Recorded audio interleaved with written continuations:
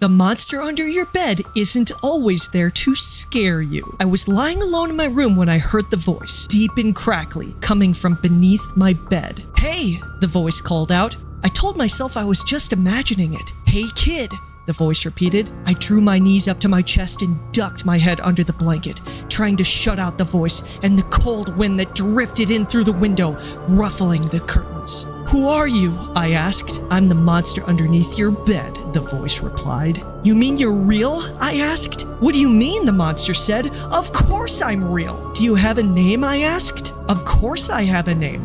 "Oh, well, what is it?" "Frank." "Frank?"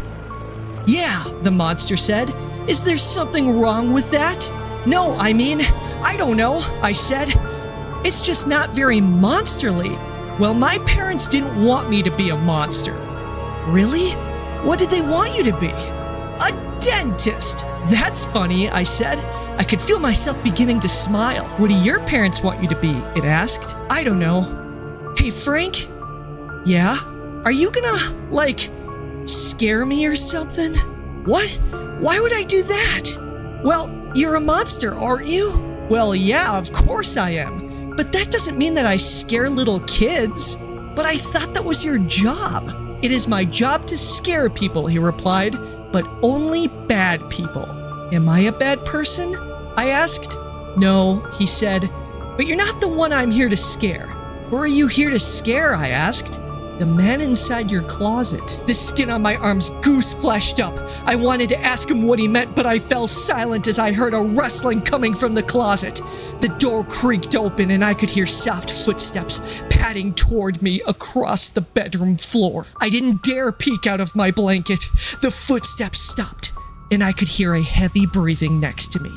I squeezed my eyes tight. The warm sanctuary of the blanket disappeared as it was yanked off of me. I hugged my arms around my knees and prepared for the worst. A scream shattered the night air, followed by the sound of breaking glass. I opened my eyes a crack to see a knife lying on the carpet next to my bed, blade glinting in the moonlight. My parents rushed into the room and asked me what had happened, but I didn't know what to say, only that someone had been hiding in my closet and they jumped out the window. My parents called 911, and the police came right away. They picked up a man called Gary Thompson, sprinting through the streets a couple blocks away. He was covered in blood and broken glass. They found Gary's car abandoned on our property, and inside they found duct tape, knives, barbiturates, and a video camera. From what I heard, Gary's lawyer employed an insanity defense, and Gary is currently incarcerated in a state mental facility for the criminally insane. I never heard from Frank the Monster again, but the officer who arrested Gary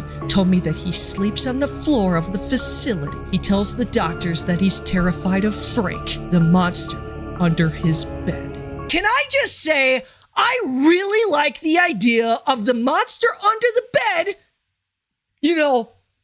being a good guy.